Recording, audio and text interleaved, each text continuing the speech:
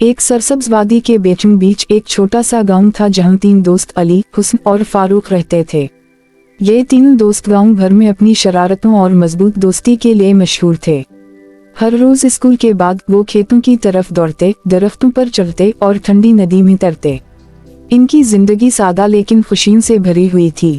ایک دن انہوں نے گاؤں کے بزرگوں سے سنا کہ قریبی جنگل میں ایک غار ہے جس میں قدیم خزانہ چھپا ہوا ہے۔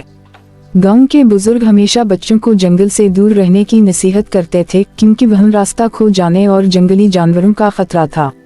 لیکن تینوں دوستوں کے دل میں مہم جوئی کی خواہش جاگ اٹھی اور وہ اس خطرے کو نظر انداز کرتے ہوئے خزانہ تلاش کرنے کا ارادہ کر بیٹھے۔ اگلی صبح وہ ایک لالٹن، کچھ ڈنڈے اور روٹی کا ٹوکرا لے کر نکلے۔ جنگل کا راستہ گھنے درختوں اور جھاڑیوں سے بھرا ہوا تھا۔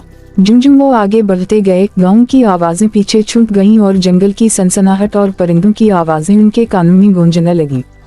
گھنٹوں چلنے کے بعد آخرکار انہیں غار کا دہانہ نظر آیا جو کہ کائی سے ڈھکا ہوا تھا اور اندر سے بہت تاریک اور پراسرار معلوم ہوتا تھا۔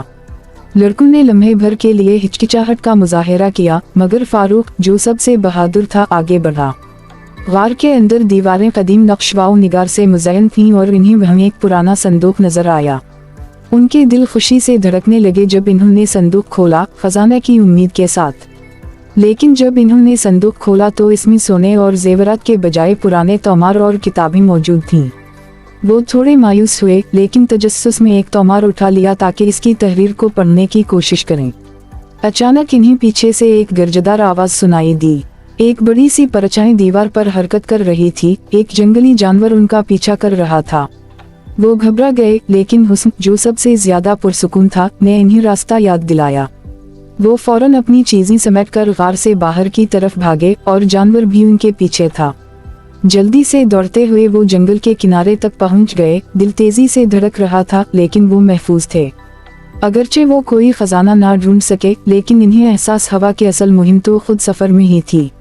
وہ گاؤں واپس لوٹے اور اپنے ایڈونچر کی کہانی سب کو سنائی۔ اس دن کے بعد جنگل ان کا پسندیدہ مقام بن گیا، نہ صرف خزانہ تلاش کرنے کے لیے بلکہ قدرت کی خوبصورتی اور دوستی کی طاقت کو سمجھنے کے لیے۔